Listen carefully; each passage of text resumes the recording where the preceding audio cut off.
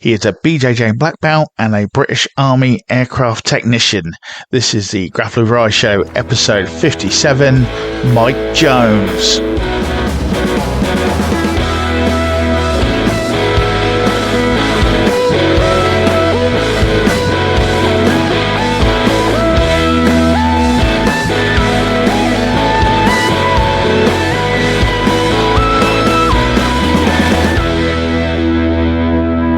So this is the Grappling Riva Show. I'm your host, Brett Summers, and my guest today is a recently ordained Jiu-Jitsu black belt, and he is currently, even right now, is serving our country as an aircraft engineer. Welcome to the show, Mike Jones. Thank you for joining us. Thanks for having me, Brett. Now, the first question to anyone who's ever been on the show the first time, where did it all begin for you? So for me, it all started with my wife Sarah, who you recently interviewed. So we both met while serving in the military. She kind of started a martial arts journey first, should I say. So she got into Thai and my MMA, Jiu-Jitsu, all that kind of stuff. And it was while I was deployed away serving that she kind of got into that. And then when I came back, went to a competition with her. Thought, you know what, I reckon I could give that a go. So, I went to probably one of the first, I guess it was one of the first army competitions that got run. And then, started from there. Had you ever done anything? I was quite eager to compete. Had you done anything before? No, so I've done boxing. Do you do anything in the army at all as well? Like maybe in the army, do you do a bit of hand-to-hand? No. So done no kind of martial arts other than kind of boxing when I was 15 or 16 before joining. But nothing like that. But it appealed to me because I didn't really like getting punched in the face, if I'm honest. So kind of the grappling side kind of appealed to me a bit more. But I was quite eager to compete, I guess, because my first competition was it was the English Open actually, held in Dartford.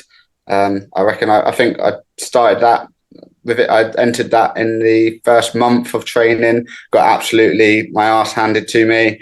I was probably getting armbarred about 8 times in the first match. Luckily, the guy that I was competing against also wasn't particularly good. So, and my ego was pretty high at that point, so I refused to tap. It was. I walked away with a very sore arm. It didn't put you off. No. If anything, I really enjoyed it. I really enjoyed the buzz of that. Competing's never really been my kind of thing. I do competitions every now and then, but I just really like rolling. I say scrapping, but I just really like that kind of feeling of being in a fight, I guess. But okay, so you've done your first competition, you've jumped in, you had a go, you've managed to keep your arm. Where does it go from there then? Are you like, okay, I'm just going to keep doing this, or is it right, I need to train in this, I need to go to a class, what was your sort of mindset after that? Was it, did you have time? My initial thought was, I think I need some more training. I was like deer in the headlights. Didn't really know what I was doing. I didn't know what I didn't know. So I really wanted to I got the bug essentially. So me and Sarah were training 5 days a week.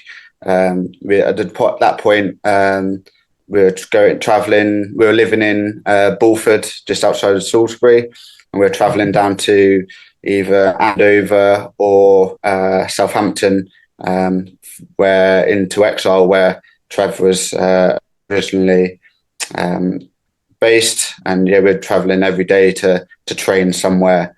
Obviously, being in the army, there wasn't too much training going on back then. So this was back in 2014, 2015.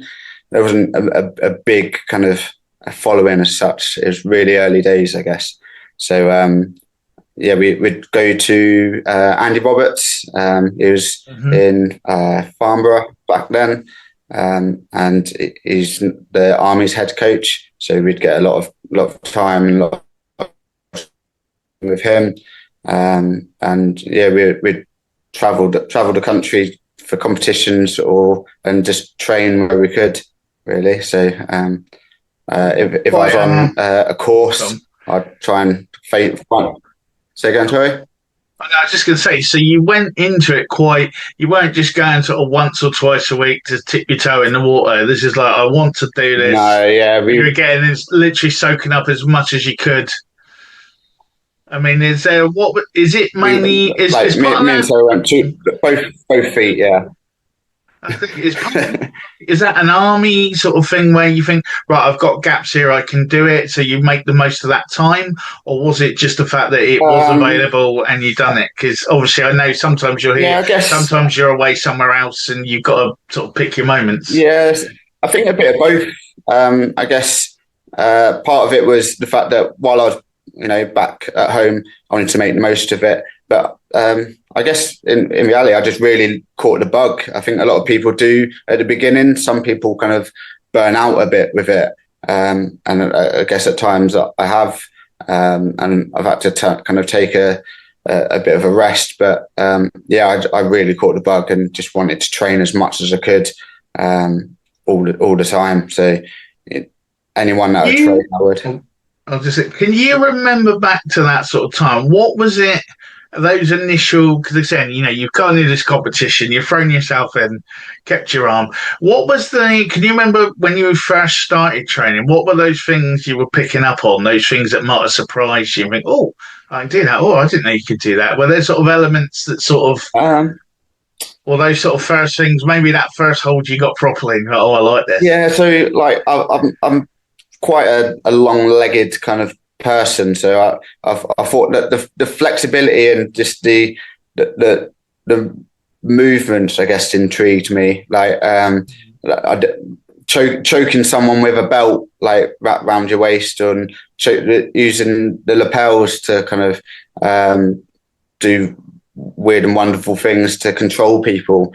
It's always and still does kind of fascinate me, and the way you can manipulate. The way you can manipulate someone and control them with either pressure or movement, I think, still fascinates me now. How did that develop then? Because obviously, you recently, you've recently got your black belt, but there's a lot of time between that as you move through the belts. How did that journey sort of go for you? What did you learn as you were progressing? Because obviously, there's a different bits for each one. Can you sort of remember that as you sort of grew through them? So I've always been, I guess, a guard player, whether you love it or hate it. My, say, body weight kind of dictated that I was always going up against bigger people. I was always in a competition weighing in at the bottom end of the weight categories. So I naturally kind of fell into that kind of bottom game. I was always going against bigger people. And in the army competitions, especially in the early days, there wasn't enough people to kind of fill each of the weight categories. So like a lot of the kind of categories were just merged. So I'd be fighting against people kind of 10, 15 kilos heavier than me. So I naturally kind of fell into that kind of bottom game style. So, and that's kind of stuck with me all the way through the belts, I guess. And it's definitely where I feel most comfortable. So I've always kind of just played with different variations of that. So especially through the kind of white and blue belt era, I was kind of concentrating heavily on arm bars and triangles. And then into purple belt, I kind of really fell into De La Riva, I guess. And working with De La Riva, I had quite good success in sparring competition with that. Kind of brown belt is where I really had to kind of change up everything. I guess I really had to reevaluate because some of the positions I was either in or kind of putting myself in then starts leaving my feet exposed to things like toe holds and knee bars, where obviously as kind of blue purple belt, you could always be a bit more relaxed with that because they weren't a threat. And now as brown belt, you start getting threats for other things. It really had to change up my game, I guess. So, I've since brown belt, I've started to kind of go more into worm guard and lapel guards, that kind of thing, which I'm kind of, still playing a bit with now, I guess. Mm-hmm. So if someone's listening to this and they're sort of, at that early stage of the journey, your white, your blue belts, maybe getting into those purple belts, and the black belts up here somewhere, you're trying, and and it is a long journey, and it is an endurance, and like they say, what kind of advice would you give if people at those stages? What kind of advice would you give them? Because obviously, we always say, like, don't give up, keep rolling. But, certain people, sometimes there might be that bit, for instance, like, with the guard thing, sometimes, people start doing guard, then they're not quite sure. They're doing it because they're seeing people doing it. What do they need? What would you say, maybe, what are those bits they need, those small details they need to actually pay attention to and master, in your opinion?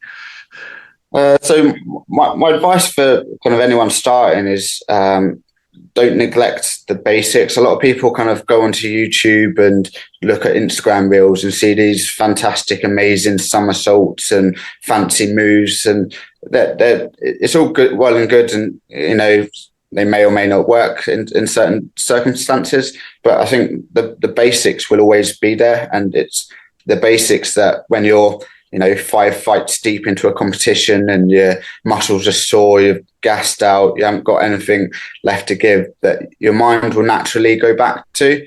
And it's concentrating on those really helps solidify kind of any position that you're in. You can really kind of fall back on them, I guess.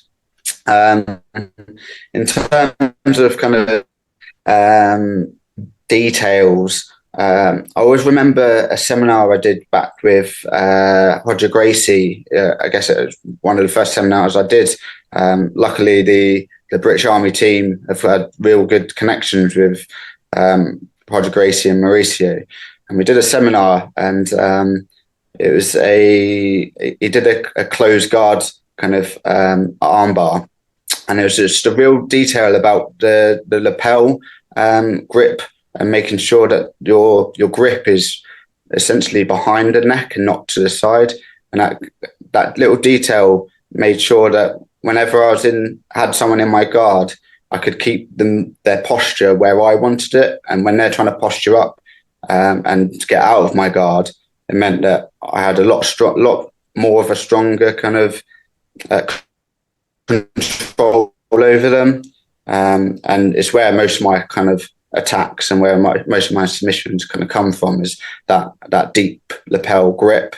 I can then kind of manipulate that or change that if I need to. However, that's initial grip is where I can then base and build any of my further attacks from. Excellent. Now, with your army career, obviously, you've travelled all over the place, and you've been practicing BJJ now for for a long amount of time. As you've travelled around, have there been certain places you've been to where there might be maybe like a different focus? Certain areas are often known for different things. Like some might be submission, some might be pressure, some might be takedowns or speed or something. As you've gone around in your career, now what have you picked up from your different journeys as you've sort of gone about? I don't really remember anywhere like specifically being kind of known for a speciality, I guess. Okay. But I guess I'm just fairly fortunate, and I advocate it to anyone I speak to in the jiu-jitsu kind of world, is travel and compete and roll with as many people as you can. I just really enjoy going and seeing other people's take on the same move. The same kind of technique can be taught various different ways, and there may be slight little variations and details that will change how you do your own kind of techniques, and the slight little details that could change whether it works or doesn't work. And I find that really interesting. And I think every gym I've trained at, whether it be in the UK, abroad, been fairly lucky to kind of train in places like Thailand, Cyprus, recently last year.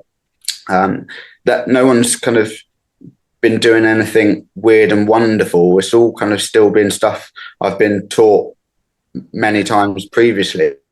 But there's always been, every single time, there's always been one slight detail that someone does differently that I thought, you know what, I think I want to incorporate that into what I do. Not necessarily change something, but just a little detail that will either help build a solid base or control better, or, you know, move someone's weight better. It's always kind of improving just by absorbing that information. I think that's really important. I think it's a really important quality to be able to kind of absorb information and not just expect your way is the only way, because I think it's quite narrow. It's quite narrow and kind of tunnel vision there, and in what you kind of see. Yeah.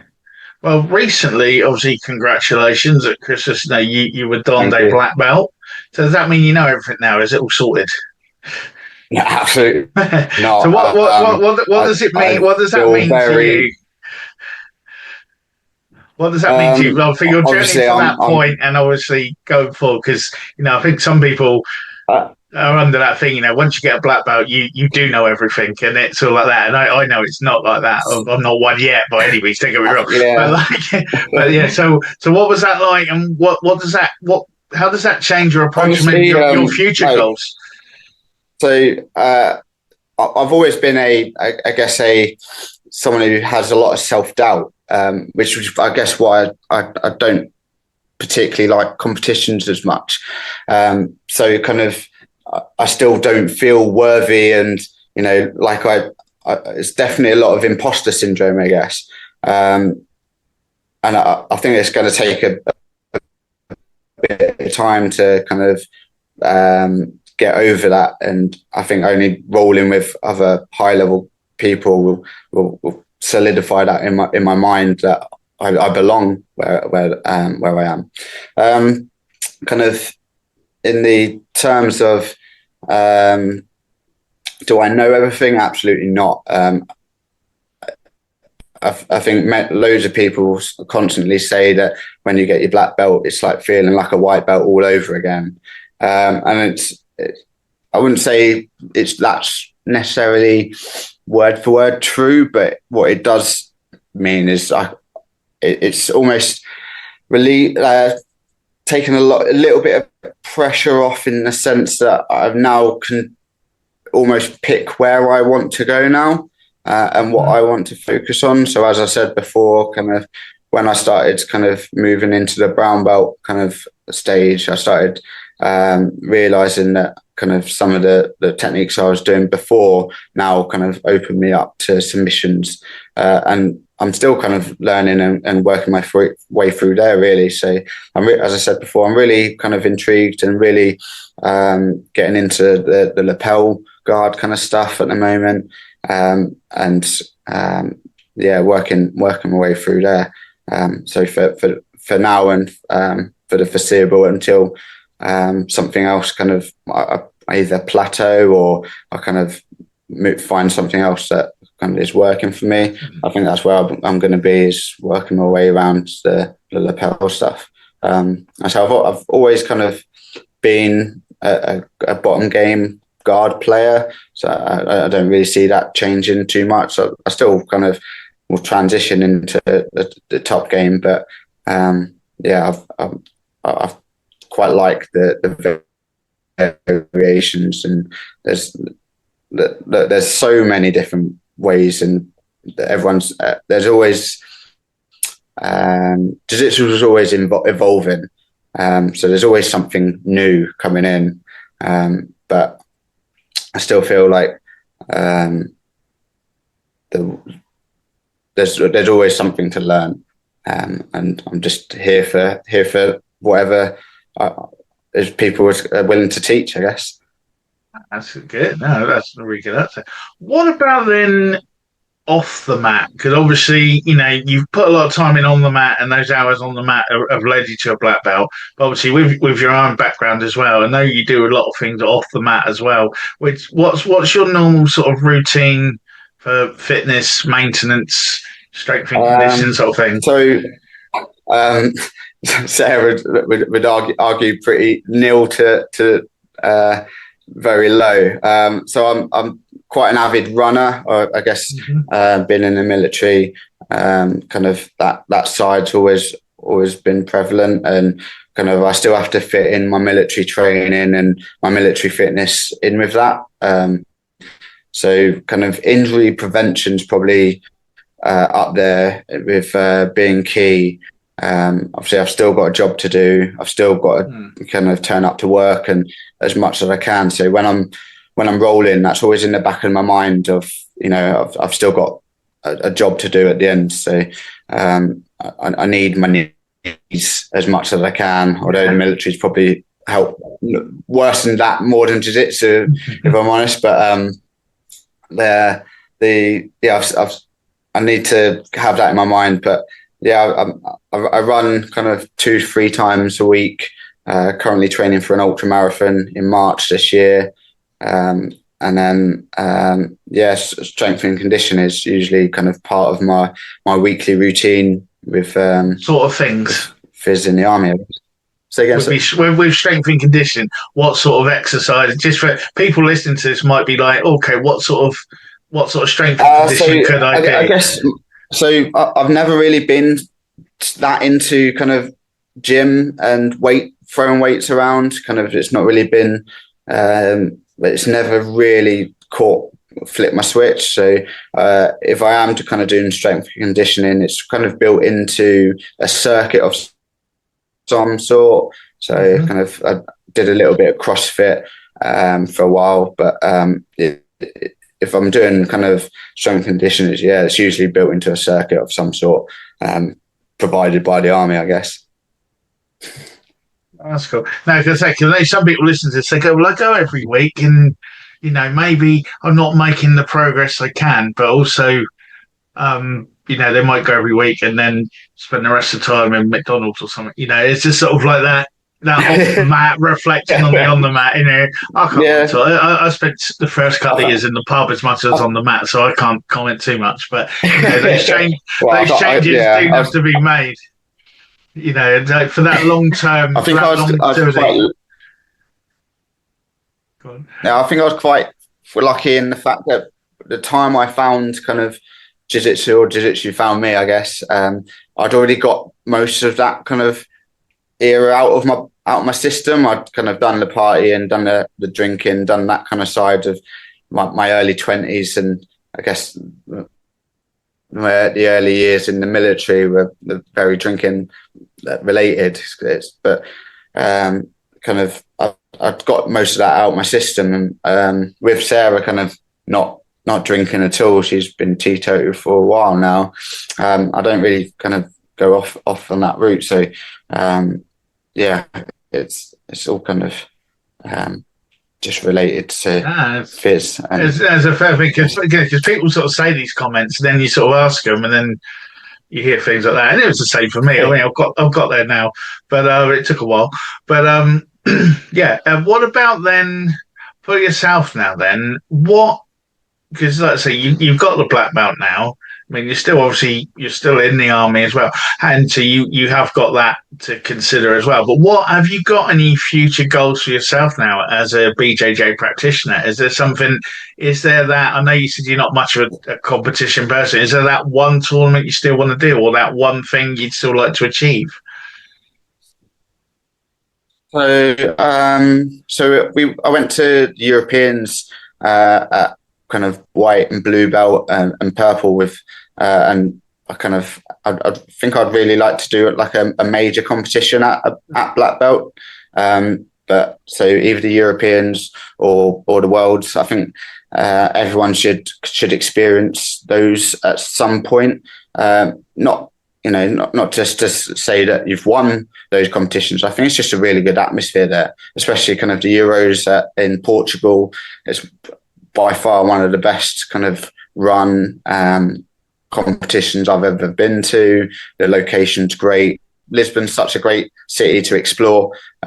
So yeah, I guess it's kind of that's kind of my goal as such. But so at the moment, I'm also kind of teaching within kind of my local kind of camp area. So on during the week while I'm working on camp, I'll run sessions there. So just building the team, I guess, there is quite good, and seeing how they grow is quite inspiring there. Oh, definitely. What's your sort of view on the competition front? Because you said, you feel competition aren't necessary for you, but yet you still put yourself forward, you still do some. I mean, some people who are training now, even from white belt right the way through to even, I guess, the higher belts, some people like, I just train for me, I'm not here to do competitions, or some people are scared to do competitions. There's a whole mixed thing, and what would be your advice on that if people are listening to this going, oh, I don't know if it is for me, or I'm scared to death of doing a competition, I don't want to get like mullered and I can't go to work, or whatever, people have fears about things. What would your advice be? So I think it's entirely up to the person. I wouldn't kind of want to pressure someone so much into a competition that they have a horrible experience with it. I think it's a very quite a personal thing. If people just want to come to training and enjoy it, that's fine. If people want to be competition orientated and kind of make a career almost out of it, again, that's absolutely fine. What I don't kind of think is right is to kind of pressure people to say that they must do competitions. I feel like each person's got their own kind of journey, I guess. And people have got their own things going on in their lives. Some people might not be able to afford kind of the competitions. When I first started, competitions were like that, especially local competitions, 25, 35 pounds. Now you're talking, 50, 60, 70. 100 quid for two divisions now, isn't it? If you're doing gi and no gi, you're looking at 100 quid easy. Exactly. And, not everyone's got that kind of money to go around, and especially if it's a popular competition. Like my categories have always been stacked. I'm fighting the lightweight categories, adult male. My categories were kind of 20, 30 kind of people strong. So if I'm gonna pay £100 for a competition and get tapped out or lose the first round, that's done. That's my weekend over, I guess. But equally, I wouldn't necessarily let that kind of shy away. If competition's your thing, and you're hungry for it, give it a go. I think it's different to training in the gym, and I think that's my biggest advocate for competitions. Although I hate competing, it really does kind of not terrify me, but what is it about it that you don't, if you don't mind, is it the pressure? Is it the thing of it? Yeah, so I think, if I'm honest, it's mainly self-pressure. I'll not talk myself out of it, but I'll look at my opponents, and again, going back to that kind of self-doubt almost. Yeah, the sort of mental game of it.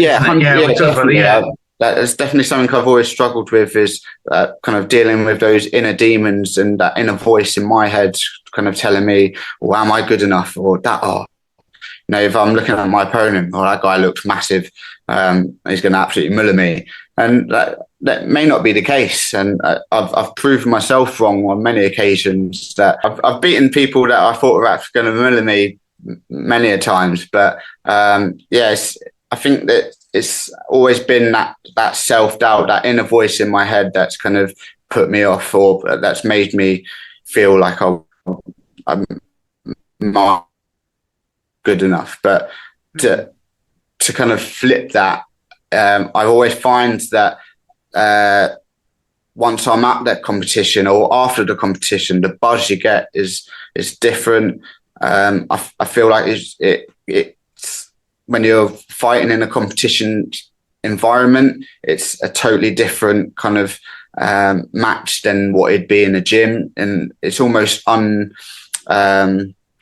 what's the word? Kind of unrecreatable. It's difficult to recreate that match feeling and that match environment in a gym. Even kind of competition sparring rounds, you struggle. The adrenaline's different, and that's something that I think a lot of people don't appreciate. Is the adrenaline dump you get during a competition really impacts, and it's really difficult to kind of get through. So it's definitely kind of a mental game, I feel, competitions, and those with the mental strength to kind of turn up and give it a go, I applaud you all. How do you feel about all the other? Because there's a lot of, I mean, we're talking about competition just now and the cost of competitions, but there seems to be like a massive rise in competition. There's a competition every weekend somewhere now, but there's also not just the BJJ. Yeah. You've got the grappling competitions, the no gis, the different kind of grappling rules, kind of no gi, but is it wrestling or is it grappling? There's all these different things and opportunities now.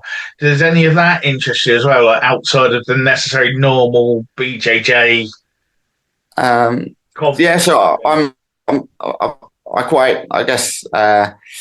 quite enjoy watching kind of grappling, whether it be submission only. I think it's quite keeps the sport interesting and not stagnant, having different rule sets.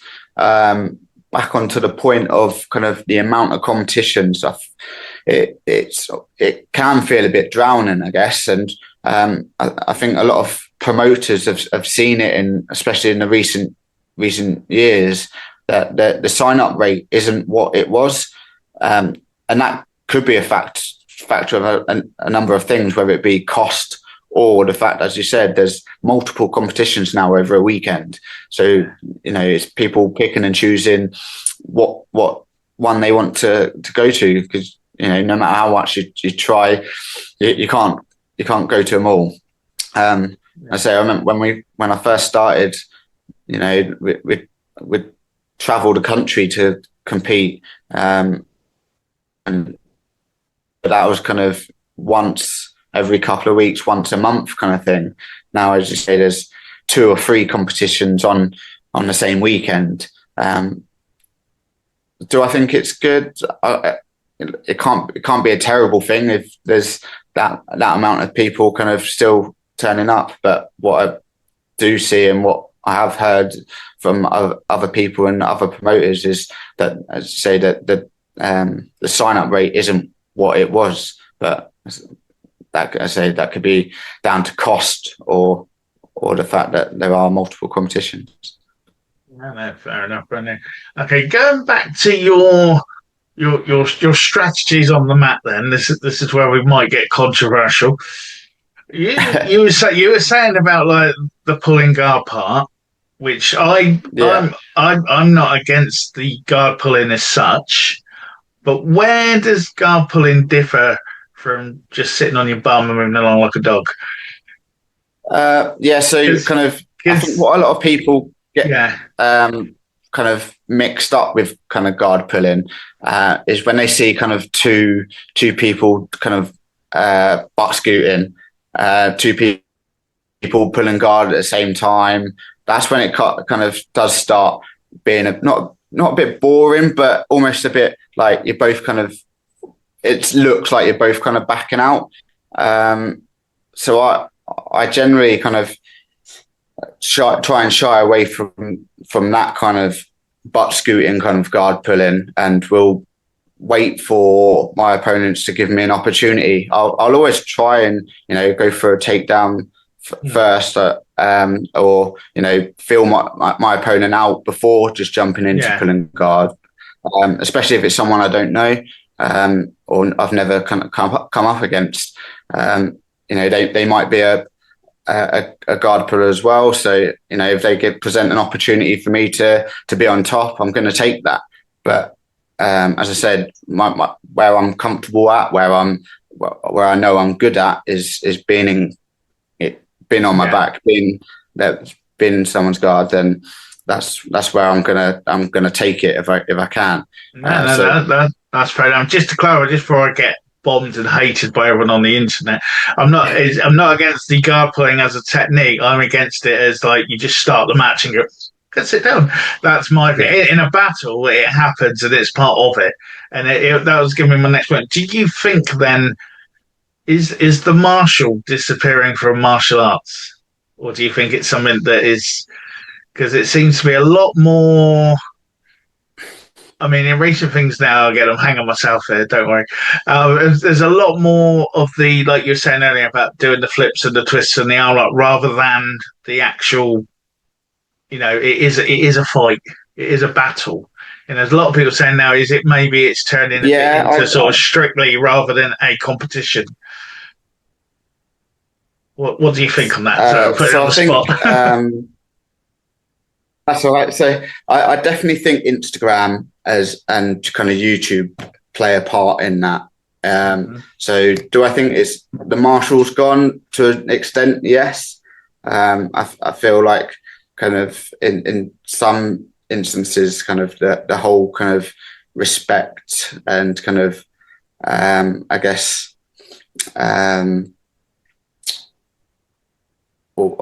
discipline as well. It kind of is faded and it's more into kind of showmanship and views on YouTube or popularity in some instances.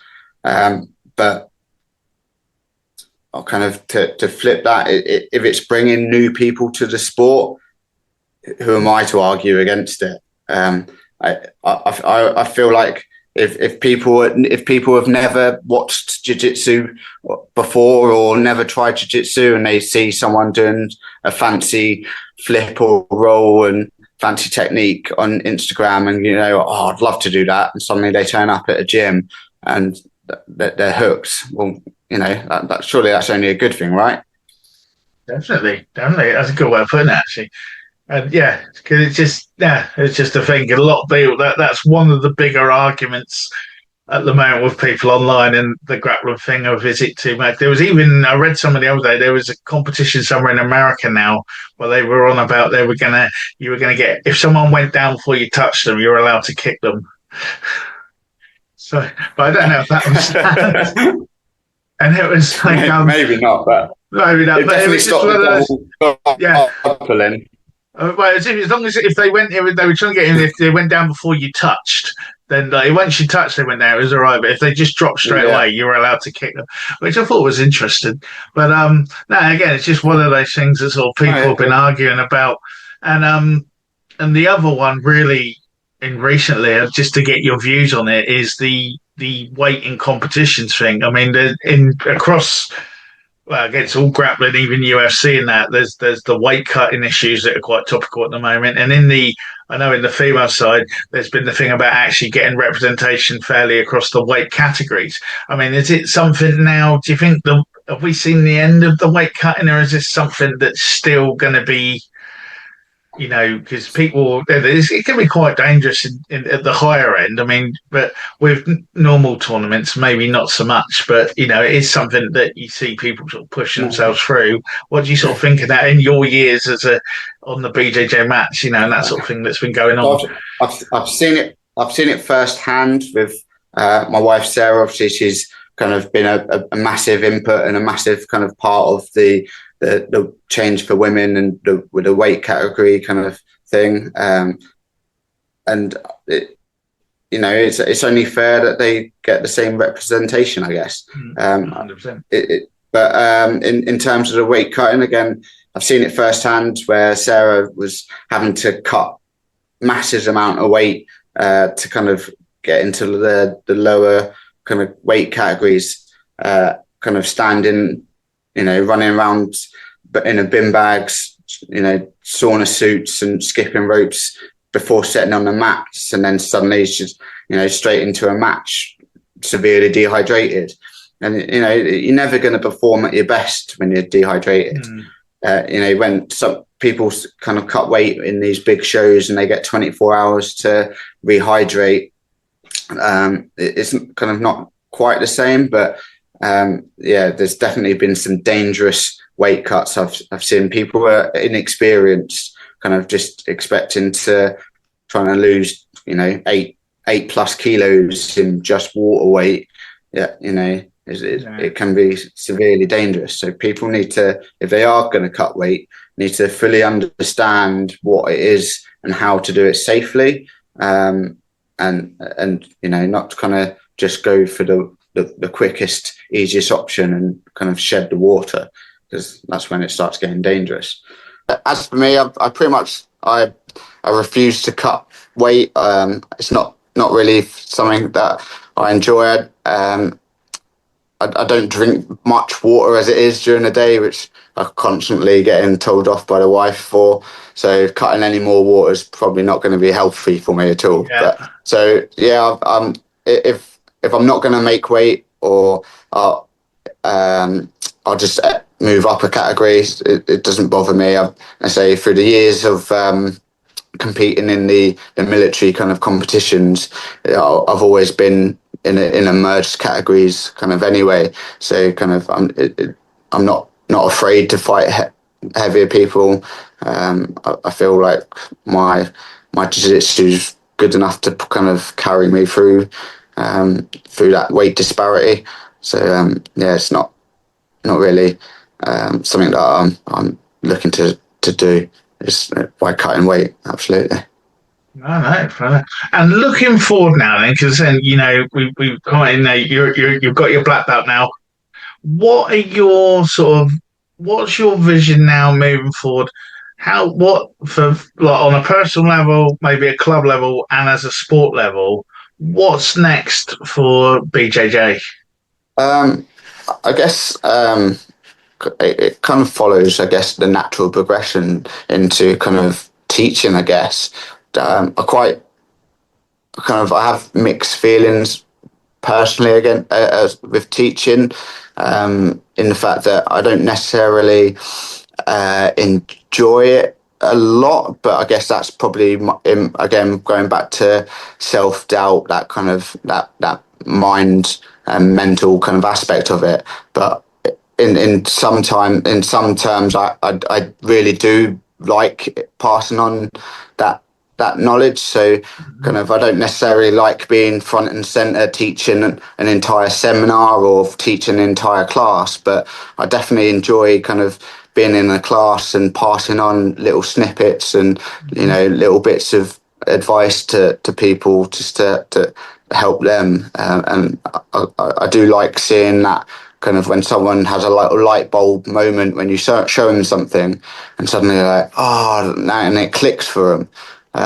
Because I guess anyone that does kind of martial arts or kind of grappling or any kind of sport, there may be a technique or a certain thing that you're struggling with, whether it be you don't quite understand it, or you're missing a key detail, and then someone kind of explains it to you in either a different way or shows you something that you might have missed that first time, and suddenly it all just kind of clicks into place. So that's what I really like, and this kind of stage is that I can pass on a lot of the knowledge I've been taught. I'm definitely not one to say that I know it all and I've come up with a master plan all by myself. A lot of pretty much everything I know, it's been taught by multiple different people. And as I said kind of earlier on in the interview, I really like kind of expanding that knowledge, broadening my horizons, and getting kind of as many people as I can to kind of show me different techniques, or even the same technique, because I feel like everyone's got something to offer. So yeah, that's where it's going for me, I guess. And what about BJJ as a sport? Where do you see that going now? Um, I guess unfortunately, I see it going down that social media kind of route currently, where so kind of that it's obviously very heavy into the grappling submission only kind of style, which don't get me wrong, is, you know, it's entertaining to watch. Kind of what going to a large scale competition, you know, like whether it be Europeans or even the local comps. If you're just someone at home kind of tuning in, it's quite not a great watch really. However, you know, a entertaining submission grappling event, it's a lot more entertaining. It's a lot more capturing of an audience. So definitely for this foreseeable, I see it going down that kind of route. And you know, we've seen kind of Polaris and kind of multiple other kind of promoters start doing team events. Yeah. Well, even UFC, have even got it on the BJJ thing now, haven't they? Yeah. Shows us So yeah. you know, it's I definitely see it kind of growing in numbers. You know, it's getting, you know, millions of views worldwide, and still a fast growing sport. So you know, the more people that kind of get into it, however that is, whether it be through viewing it on UFC or, you know, however it's viewed, I think it's only positive towards the sport in terms of getting more people to kind of join in. But do I like social media aspect? No, not really. I'm not really an advocate for social media. I think it's, you know, a whole different subject, I guess. But I look forward to tag you in this one as the week goes on. but you know, it's if it's gonna promote people, if it's gonna bring people in, then it's got its place. Mm-hmm. It's great. Thank you for spending the time for us today to do this, especially, you know, as you're at work, really, you know, serving our country. If anyone is listening to this and they want to get hold of you or ask you something, or maybe book you or whatever else, what's the best way for people to get hold of you? So probably Instagram, which I'm sure you'll tag my I can put handle the link on in. this. Yeah. But if I'm honest, probably my wife Sarah. She's definitely more over social media than I am. So you know, most of my kind of stuff goes through her. And she's definitely my kind of manager in terms of.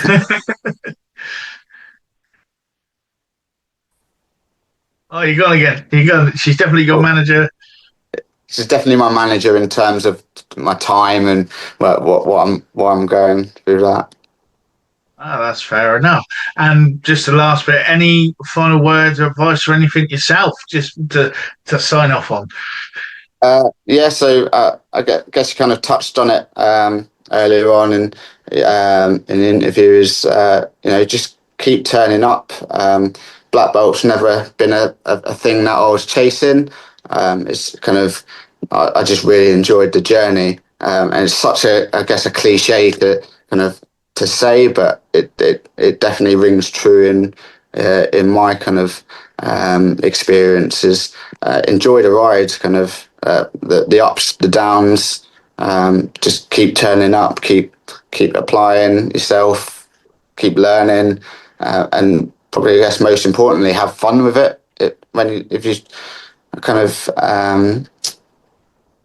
go too heavy too early, you can kind of lose a bit of the fun with it, and it kind of starts becoming a bit of a chore turning up. So, you know, keep it fun, keep turning up, and yeah, have fun with it. Excellent. Well, thank you very much again for taking the time. It's been an honour to have you on the show, sir. Thank you for having me. Thank you very much, Mike, for joining us this week. Fantastic to have you on the show, and especially taking time out your busy army schedule as well. Really, really appreciate it.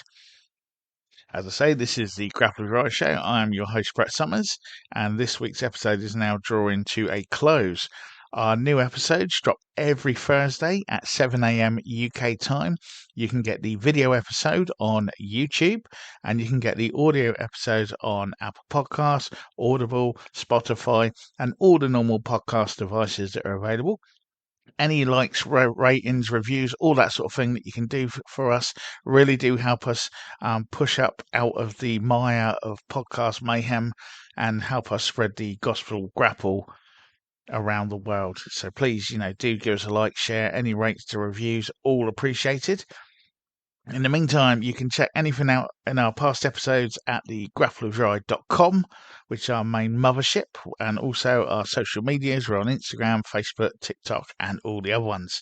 But as I say, this week's episode is now drawing to a close. We'll be back next week with another guest, so stay safe and stay on the mats.